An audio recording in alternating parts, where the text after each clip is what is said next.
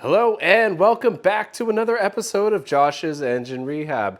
This, if you haven't been here, is the channel where we share engine machining content, but there's quite a twist because in my bipolar depressive mania, I've decided to work at 2 o'clock in the morning, and here we are. If things haven't gotten any worse, I've also decided to drink the local beers. Let's see, what we're drinking today is Berry Smoothie from Parliament Brewing. And in the meantime, we'll be knocking that cold one back and we'll be correcting these very, very rare numbers matching 427 heads who may have possibly have had a run-in with Senior Frog and his whiz wheel or angle grinder, because one of these heads, both of these heads, have a slight problem. And said problem is there's an egg on my wall. If I can manage this. Oh, all right. Okay. Managed. Perfect. One arm wonder. That's what they used to call me in high school. Oh, the insanity.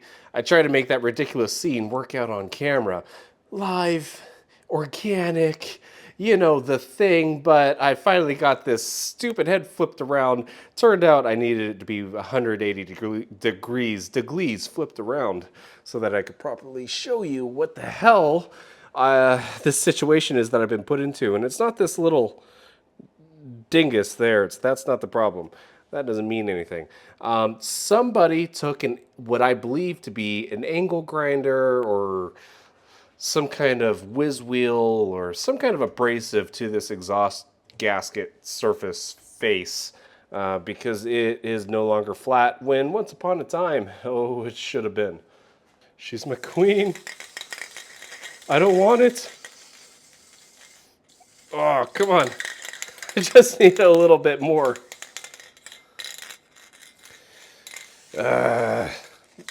And that's all she wrote. Now, I just want you guys to know, you may find me on video in the shop working. I've always got headphones on. Hey Josh, what do you always have headphones on? Aren't you supposed to be paying attention to what you're doing? It's kind of like the watch thing where the safety crew in the comments section, they always go, "Hey Josh, you're gonna rip your hand off. You're gonna stick your little fat fingers in the fly cutter bits and turn yourself into bits." Well, same thing exists with the Dicom. They don't like to see the colors. And if I was a guy in the YouTube comments, I wouldn't want to see the colors either. What's left of this blue dye will be a great little visual helper here because we've got some unflatness to show off. And actually, you can kind of see it on camera here. There's a gradual little contour, a little refractivity of the light here. You can tell something just isn't right. That's the particular corner we're going to pay attention to. Now, if I happen to have a tool which measured straightness, and trust me, I've tried it on myself. Oh, you could see a little bit of a fruity little gap there. But promise, just bring me right up to the edge and pull back a little. Things aren't what they should be. Before I get my priorities all screwed up, oh, it's purple. Now please, take a second to admire these 427 heads. This one, unhindered, unaltered, unfucked with. Until today when it was fucked with by fuckwit. Beautiful, beautiful thing, but these are not matching pairs worth of heads. This one was a core I had to track down out of Oshkosh, Wisconsin. My friend Tom had to source me a numbers matching match to this piece of crap, which is one of the original heads off of this 67, 66, we can get real date cody technical, but 67 Corvette 427 tri-power car.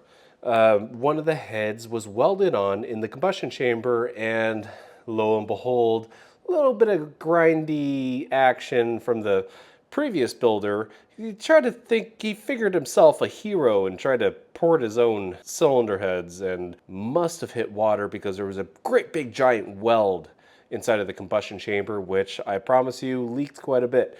Now, this head, while molested, turned out to be a usable core. So here we are, spent about 2 days trying to make two into one, and I was pretty successful, but there are some things that need to be dealt with.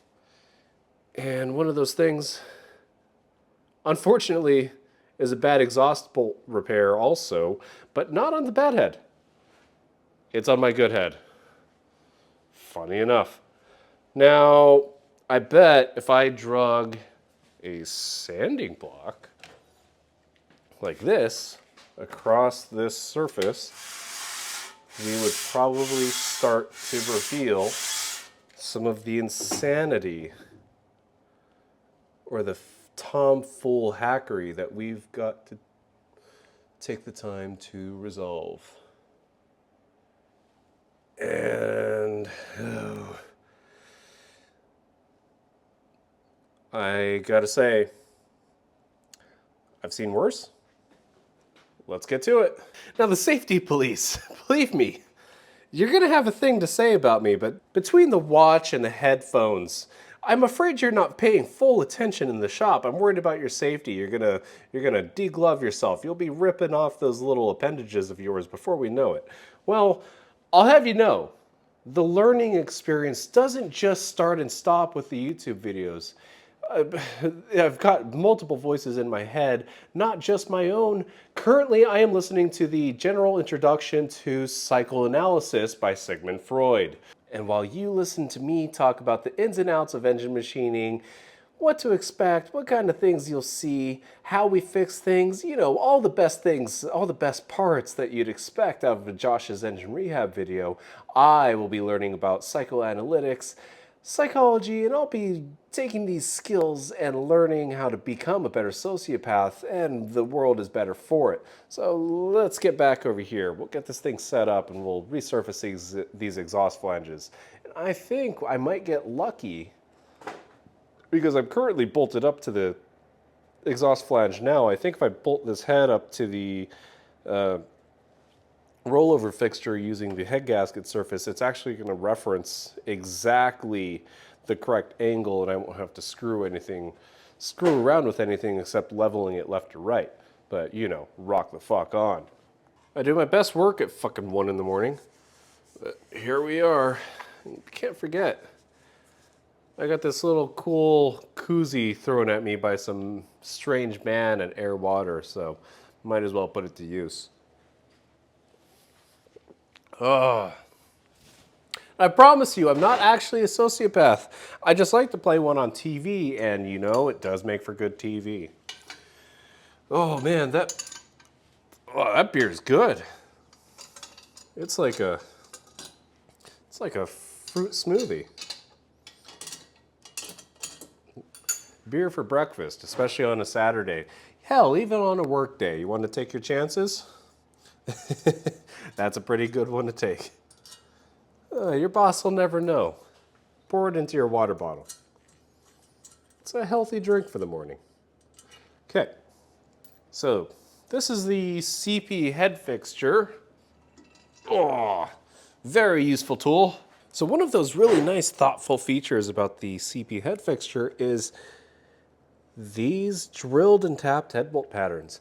And there's a small and a narrow one. I know you have eyes, but you know, some people need a little more help than others. This small pattern is for, you know, say a small block Chevy, a small block Ford. They'll drop right on using the existing head bolts, and you'll just take a 3/8 or a, I think these are 7/16. So you'll take a 7/16 bolt, drop it on, bolt it on. It'll be nice, flat, and pretty damn square.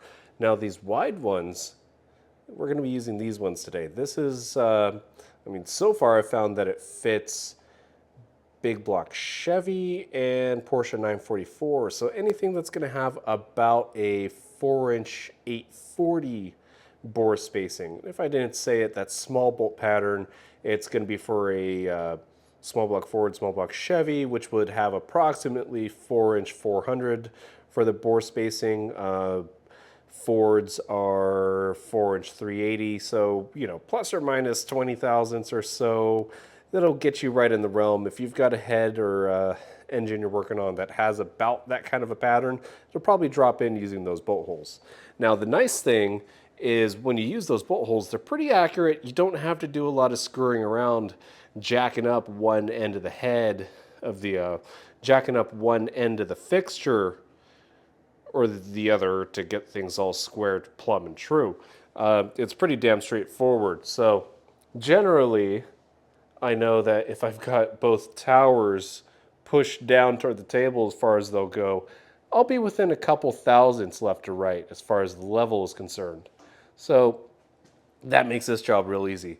And thankfully, since I was bolted up to the exhaust flange to surface the head gasket surface, I should be able to bolt to the head gasket surface now, and then that's going to exactly replicate what the exhaust flange should have been. Oh, while I've got you, I almost forgot. I've got to show you what's up with this frickin' helicoil situation. Oh, and I dropped my stud. Okay, good thing I have two. Now, I shouldn't be surprised, but I'm 2 chapters into this Sigmund Freud book, and already the meaning of mommy has changed for me. Oh boy. What the hell is going on there? So we're going to have to fix that too. The problem is, it's already got a helicoil shoved into it at an angle, obviously done on the car. I mean, this thing was all shade treed out, but I mean, that helicoil install wasn't nearly so bad. Come on. I even managed to be able to get a bolt down there. Come on. Mexican socket set to the rescue. There we go. It does work. Ugh, I hate that. That doesn't feel very good. But it is going down. Okay. That's not too bad. Not teabag. A little crooked. Not sure that's worth fixing. Especially considering the studs aren't that long. Probably going to leave that alone. I don't know. Depends how much of a heart I have. Maybe how many big certs I have in stock. We may address that. Now, I'm trying to subscribe to the work smarter, not harder camp. But oh, have I been ever unsuccessful? Oh, I've overshot that by a long mile. It's getting heavy. These things are not getting lighter. Or gravity's getting stronger. And what can I say? We're less than 5 minutes into the video, and my impossible levels of incompetence have never ceased to have failed me. I made a small miscalculation. Screwed up that perfect setup I had. You can't put a big block head on here with this bar facing down. The head crashes into the table. Of course it does. Of course it does. And apparently it's been a while since I've done this exact operation because I forgot. So let's try that again. Oh, that's heavy. Not worth it. Not how you do that. Third time's the charm. I remembered how I used to do this. You lay the damn thing flat. Oh yeah, that's the way. And then you can mount it to the fixture plate. It's easy as pie. Why do I sign up for this crap? Oh, this is heavy. I hate this. Give this job to some other bastard. Okay, there's 2 threads started. Please don't go anywhere. Pull her towards me. Just like that. Click, click. Done. Okay. That's mounted. Oh, that's gravity. Gravity is a strong force. So the move here is probably going to be something to this effect. Taking a gauge block and a little bubble level just to get us close enough to where we can quickly indicate with a level or with the dial indicator. Now end to end, what can we do with that? So I'm going to jack up the right side.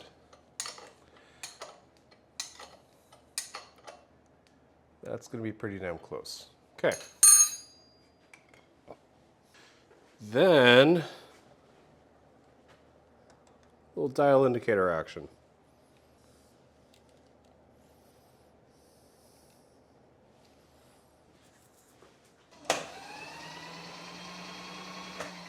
Basically, when this runs clockwise, that means the surface is high, and then when it runs counterclockwise, the surface is low.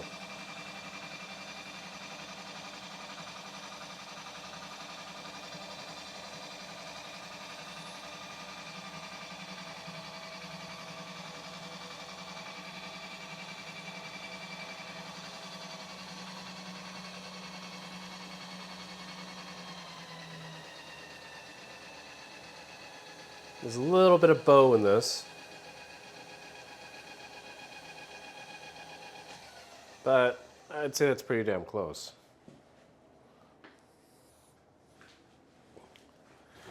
I am out of travel on the table, so I'm just going to rotate the head of the mill over just a touch.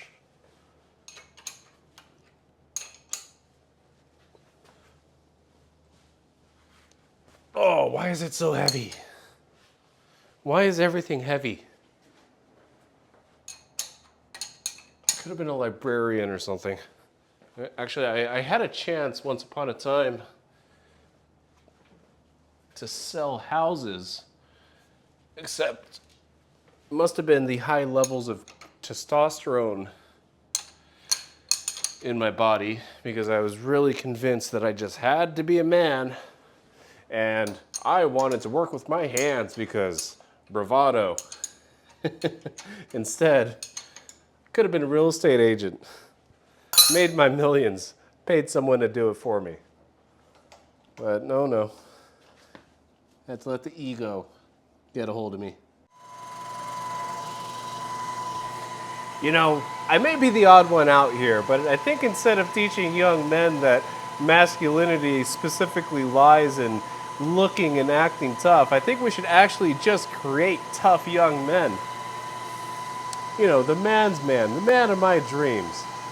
You know, that probably would have served me a lot better as a young, impressionable man if I actually had an idea of what manliness or mannerisms actually meant. Well, that definition of being a man doesn't specifically lie in, you know, how tough of a job you're doing or how you look outwardly looking in.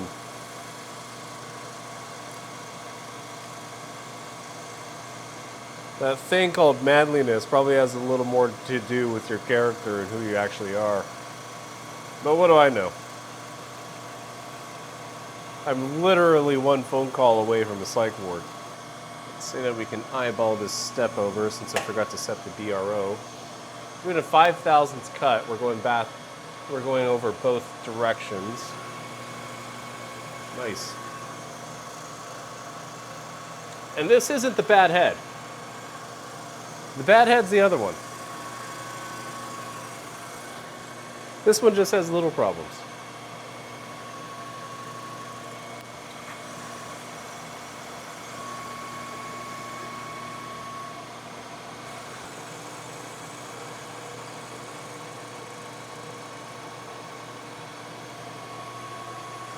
I'd say that's pretty nice. Little seal ahead.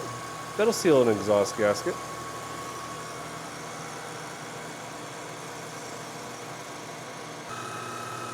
So I went back over and I dropped it down a few more thousandths. Decided I didn't want my surfaces to be described as toothsome. Letting her rip. Spinning this at 1800 RPM, and that's a hell of a lot better. Not that it would have mattered, but at least I would know. I hate cast iron though. It's messy. I'm gonna be wiping this stuff off of the shop for frickin' weeks. Look at that. There were step over lines like tan lines, but for machinists. Now, I did my best, I promise. I've got it pretty damn close. Just watch this thing. Watch that needle jump around. I'm looking for the number 10. But we're anywhere from the 5 to like a 12. And some areas don't even touch.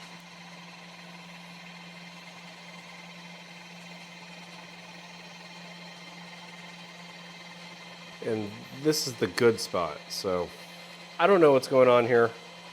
I just know it's a mess, and you'll see once I start cutting. Okay.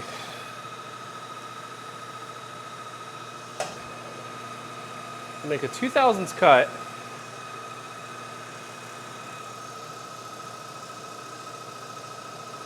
Make sure to stand out of the way, because I got a face full of chips when I did that touch off pass.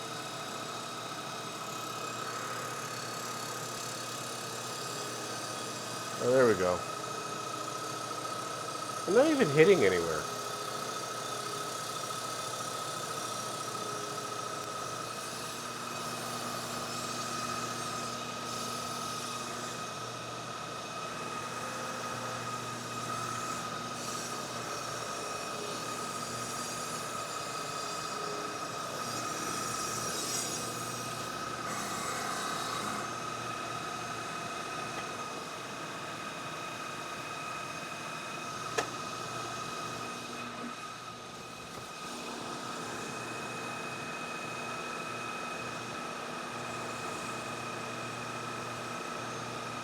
Well, that's kind of crazy looking, isn't it?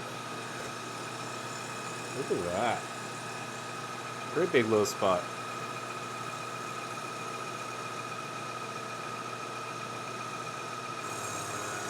Whoa.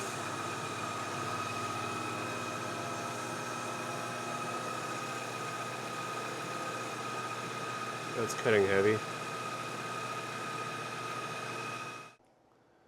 So that's our first pass. That was only 2 thousandths, maybe 3 thousandths. I've got a ways to go. I'd be amazed if that thing actually sealed. And we know, I mean, you know, those exhaust manifolds were probably just as warped, if not more. And I'm sure the ding-dong that took a grinder to all these surfaces, I'm sure he took a grinder to the exhaust manifolds too. Feel sorry for the poor bastard that has to resurface those manifolds. That bastard's probably me.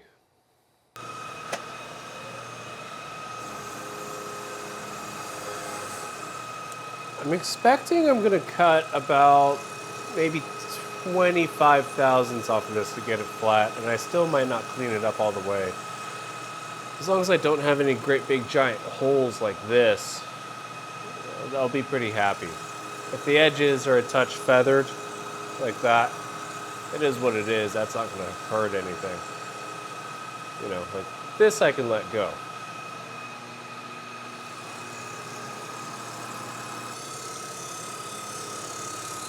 Now this is another 5 thousandths pass. I'm at 15 thousandths total. I think we're going to clean this up enough to be able to let it go. I might go all the way up to 20. But overall, that's pretty good. I can let that go. That's not going to mean anything. Let's see. Moment of truth. That's the worst cylinder. It's going to leave a little bit of a shadow, I think. Yeah. A little bit of a shadow. But that's absolutely let goable. That's it. That's cool. All right, I'll put one more pass on this and move on to the next step. Basically 21 thousandths removed to get that thing flat. Little tiny bit of a feathered edge there, but I'm not too worried about it. I think I smoked the corner of these inserts. I mean, they're cheap inserts, but it started cutting real goofy. Well, it cut goofy right from the beginning. I wonder if there's something different about this one head, like it got really hot. Well, I know it got really hot compared to the other one because it feels a little fuzzy. It's not glossy, glassy, and smooth like the other head was. I'm not really sure what that's all about. It's probably just a worn out edge on my cutter, but that's flat. Gonna have no problem sealing a exhaust manifold with that. Well, assuming they're flat. Now I think I'm gonna do the bolt hole repair in the seat and guide machine just for fun. I think we'll do one in the seat and guide machine. We'll do the other one in the mill just to show you the differences. So let's go and do that. Actually, no, that's stupid. We'll just do it all in one machine. That way I can resurface the intake flanges also, because I was supposed to do that too. So let's not get a little overzealous here. It's too late at night to be screwing around. Okay, those go there. That goes there. Where is my ratchet? You know, I walked away from this machine the other day, and I heard something fall on the ground, but I couldn't tell what it was. It was my ratchet. Oh, man. Why do I do this? Way too late at night for this crap. Sometimes you can just push the coil inward, but what you're trying to do is get it to the point where you can grab it with a needle nose. It's okay that I broke that corner off because I'm going to drill this larger than, quite a bit larger than the hole already is. Then you grab your favorite needle nose and give it a tug. And it's that easy. Excuse the mess, but I'll be using a 3/8/16 Big Cert kit. That's what the insert looks like.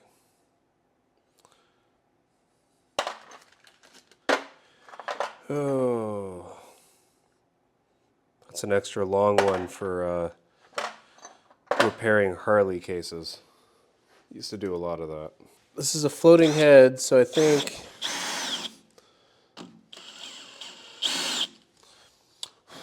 a little bit of a chamfer would go a long way.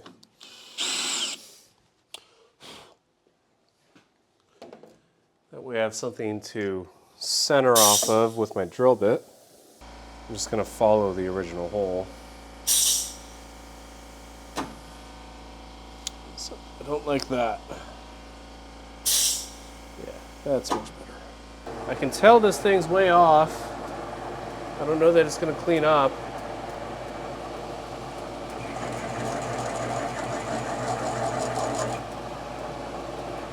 It'll clean up enough to hold the time cert. Yeah. Wow. But we're barely cleaning up that hole. That's good, but that almost wasn't.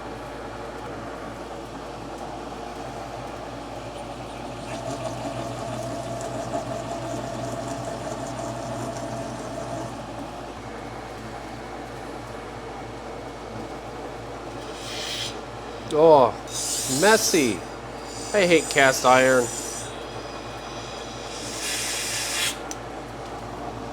I'll be blowing black frickin' boogers for the next 3 weeks. These are the things sinus infections are made of. And that feels like the bottom of the hole. This is what vacuums are for. Rule of thumb. Oh, jeez. Don't blow air with cast iron. Use a vacuum. So now I'm going to change to a different tool.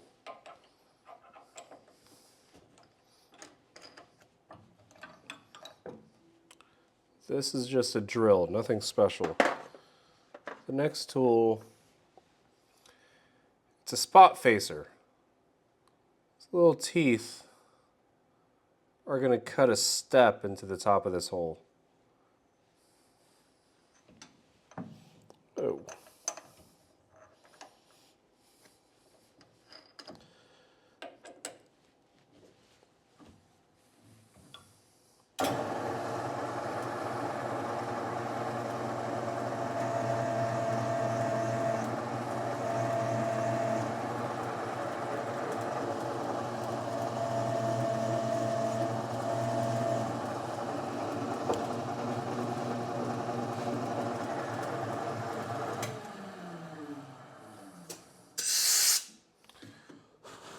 So what that step is for,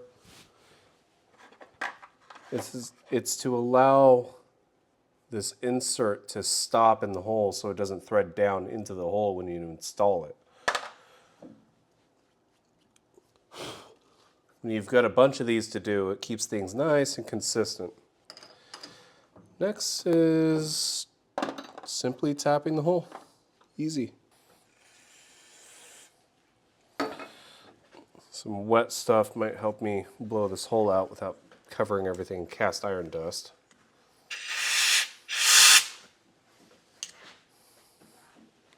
Sorry, I'm shaking the tripod. This hose is in the way.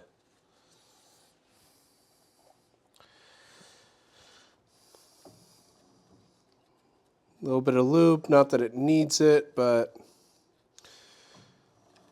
it'll help keep chips in check.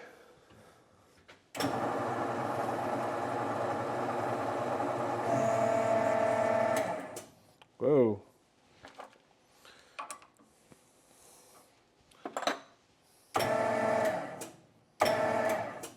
Okay. So end of the hole, bottom of the hole. I probably should have slowed that down, but whatever. Okay. Nice. Very nice.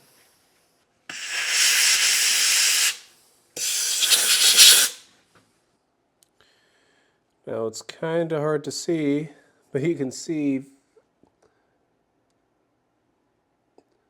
remnants of the original bolt hole, which is that black circle in the bottom. Our bolt hole, which is a little bit off center, but close enough, and then their bolt hole at some insane angle. In fact, it was at such a bad angle that I didn't clean up the bore all the way, but I've got plenty of threads to engage my Big Cert, so all is good in the world. And then a little bit of misalignment, it's not going to be a problem. Now, installation of that insert is super easy. Now, this is what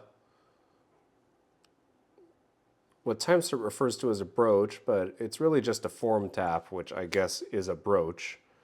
But this is a type of tap, and it just runs through here, and it forms all the threads on the inside. So these things feel really good once they're installed. Really tight tolerance, always accurate, super smooth engagement. And then what also happens is these little tangs or these little indentations, those get pushed out, and that physically locks the insert into the bore. I also am an asshole, and I like to use a little bit of next guy glue. A little bit goes a long way. And here we go. Get that threaded in.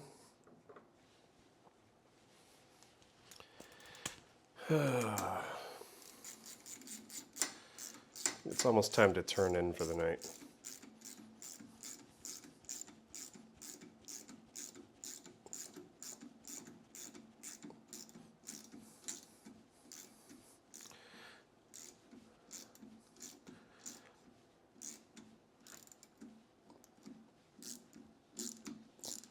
Now this one's not going down in its hole all the way.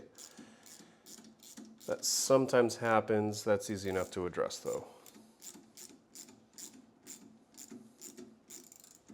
I probably should have installed this before all the machining, but whatever.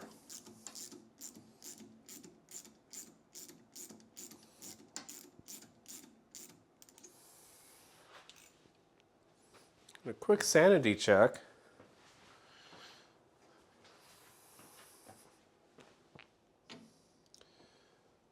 We're not at some insane angle. Definitely not flush though. But yeah, that's nice and square. It's pretty close to flush. It's above flush, I want to say 3 or 4 thousandths. There is a way to cheat that. I'll be right back. Now, you usually can take a nut and just, yeah, I felt it. Run it down the rest of the way with that nut. I felt it move.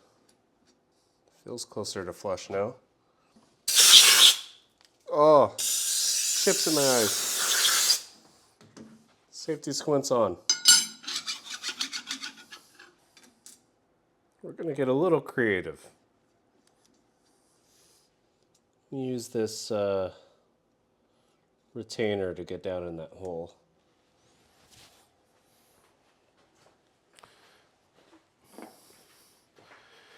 Worst case is I'll broach it into place. Won't be going anywhere. Oh, it's turning. I see it turning. Nice.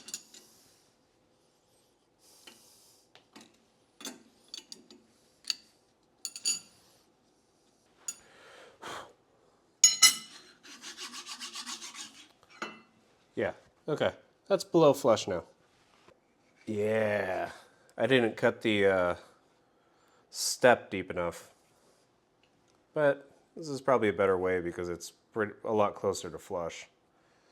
And I think a little chamfer action for good measure. Cool.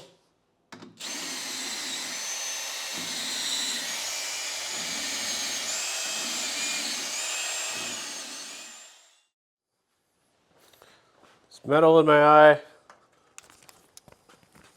Oh, there was metal in my eye. Why is the floor crunchy? My machine is filthy. Oh, man. Okay. So I've just removed 2 pieces of metal from my eye. Don't worry, I'm fine. I'm pretty good at doing it. But I've decided I'm already behind on sleep. May as well show you the same process, this time in the mill, because it's kind of cool because I can do... It happens to be kind of cool. I can do something in this that I can never do in the seating guide machine, which is correct for bolt hole location. And in fact, we got lucky really, and I knew it would work out that way. But if that bolt hole was more screwed up, the likelihood that I'd put it in a significantly off-center location would have been pretty high. So in the mill, I can pick up off of a good bolt hole and then move over to the bad one and then put the new repair back into the correct location. So I'll show you exactly that. I can tell I'm tired because I'm walking all over chips and I have zero desire to deal with it. Why do I do this myself? Oh, and when I pulled the fly cutter out, I did confirm the corners of those inserts were smoked. I think I got a little overzealous, spinning it too fast while riding up on this corner radius here. It is what it is. Now, you're not supposed to do this, but I'm using an edge finder slash center finder, or whatever you'd call it. This is a super useful tool. You'll see as I come up to the bolt hole, it moves off center. And this is just a good visual aid for finding the center of a bolt hole. And I'm pretty damn close here. This chuck isn't the most accurate chuck in the world. Not super concerned about the little bit of run out I've got here. So that's basically center.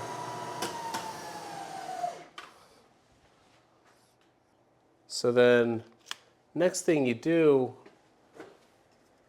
is take note of your location. I have a simple scale here.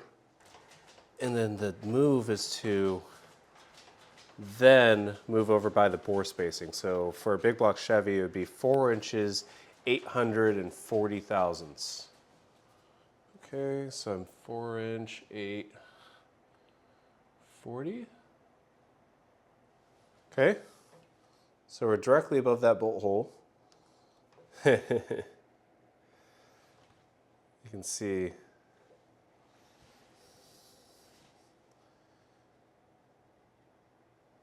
that? They're a bit off center, but they're pretty good.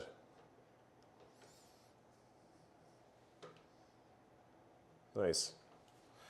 Okay, let's peel that helicoil out.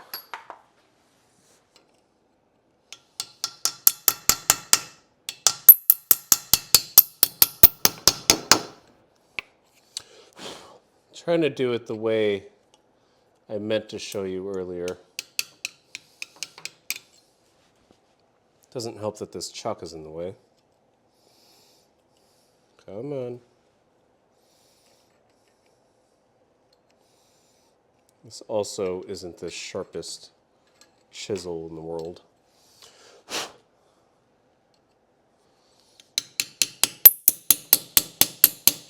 It'll be kind of intentional about it. There we go.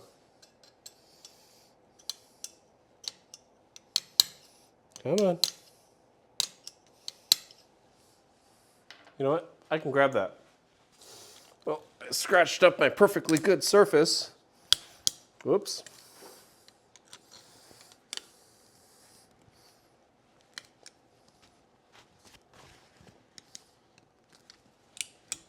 Come on. Oh, yeah. Oh, that's a shame. I scratched my surface. Whoops. I've got the weirdest combination of things playing in my head. In my ears, I've got a Sigmund Freud lecture. In my ears, whoa, too fast. In my head, I'm hearing a Jazz Liberators song. It's kind of strange combination, weird flex, but I'll take it.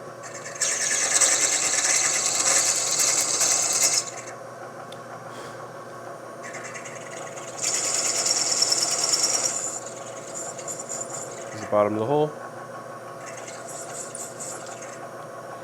Done.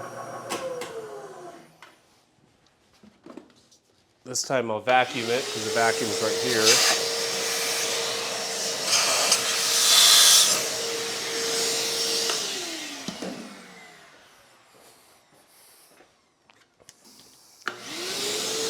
I honestly can blow air and vacuum at the same time.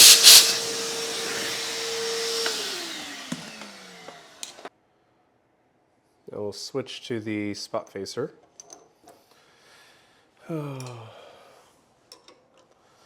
Just a little tighter.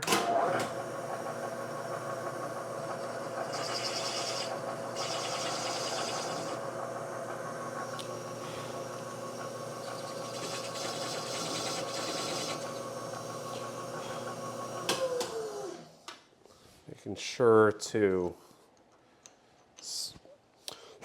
make that step a little bit deeper than I did before. Now we'll switch to the tap. Nice and easy. Switch this back to low gear. Now the uninitiated always seem to get a little sketched out with the power tapping. Nothing bad's going to happen. It's just going to slip in the chalk. I mean, I probably won't break a tap off in this. I'm running this a little slower. Here, let's speed it up mid-tap. And that's probably the bottom. Yeah, that's the bottom. Well, the problem is it's probably going to come out of the chalk now. Nope. Came out with the chalk. You're not supposed to bottom out the tap in the hole. That's a big no-no. Whoops.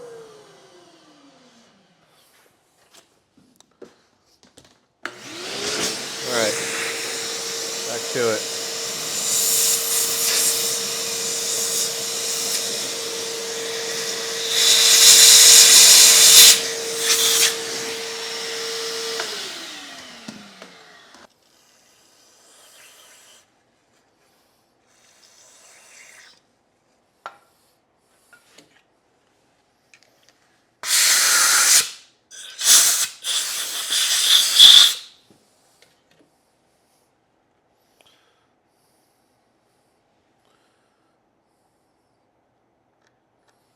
A little bit of next guy glue.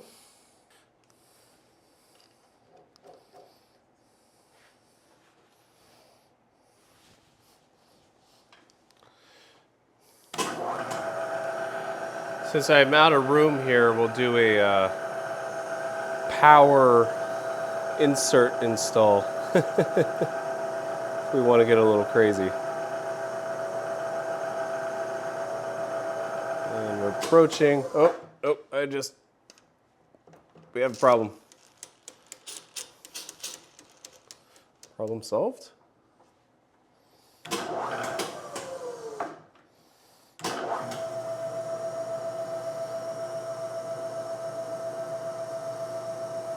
Okay.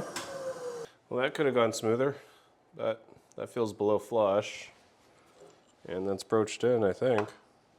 Bolt won't go all the way in if it's not broached in. It's actually not broached in all the way. Let's see if we can fit these tools in here. I ran into the bottom of my quill stop. Not ideal. Nope. Okay. Let's move this over just a hair since we're done drilling. All right. I guess I could have done this from the beginning, but oh well. Okay. And we are through.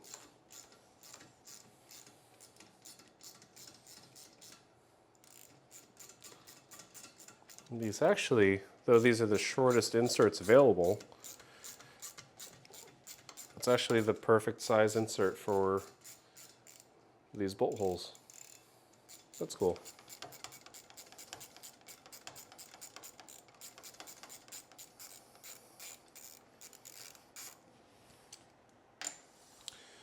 Nice.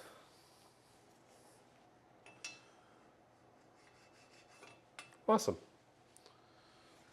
And that's below flush. I don't have to do any screwing around with a retainer. Okay, everyone. It's way too late at night. 12:30, way past my bedtime.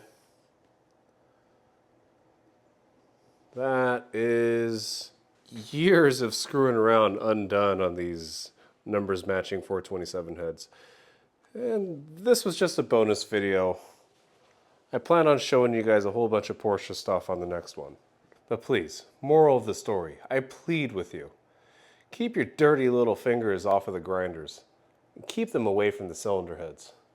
And on that note, everybody stay freaky. This is Josh at Engine Rehab. Enjoy your weekend. We're going to have some more fun next time. I'll see you later. Also, I don't know if this is coming out before or after the live feed on the 7th, but please, Thank you for joining. If this is before the live feed, I'll see you there. But we're gonna do them, I want to say, twice a month. So just keep an eye out. I'll make sure to post at least 24 hours ahead of time so you can plan your day. But they'll be an hour long. May or may not have a guest, and I'm gonna figure out a way to streamline it. So that'll be your time to interact with me live, and then we'll do a question and answer and hang out, eat food, drink beers. So enjoy yourself, everyone. I'll talk to you later. We'll see you next time.